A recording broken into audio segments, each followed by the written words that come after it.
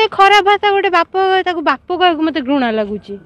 जहाँ एबे चाहूँ केसटा केमती मो स्वामी शाशु शशुर ना जो केसटा करछि से केसटा विड्रो हो जाऊ आ सहित खुशी रहा चाहूँगी मो मो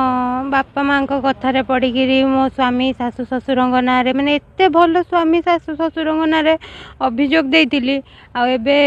से भूलटा बुझीपारछि कि से मैंने केवल मो बापा केवल स्वार्थपाई मत मो झील को यूज करने को चाहूले जोटा कि हो पारानी आ बहुत कष्ट मुझे बाहर मत 3 मास पूरा ताला पकईकी रखी मो बाप घर लोक मैंने क्या सहित कथा करे दिखती कि बहुत अत्याचार देते मो छोटिया छुआटा को मैंने मो कोड़ू मैंने फपा देते तंटी फंटी चिपी मारी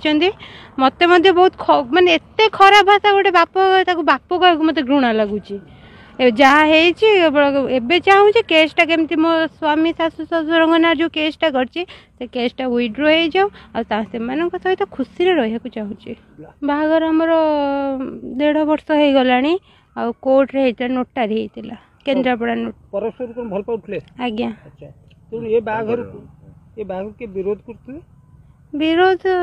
दी परिवार राजी नथिले किंतु आमे दुई को राजी थिलु बर्तमान शाशु शशुर एवं परिवार केमती अछंती कोन चाहूछंती से माने तो मते ग्रहण करबा को चाहूछंती झी माने बहु नुहे पूरा झियो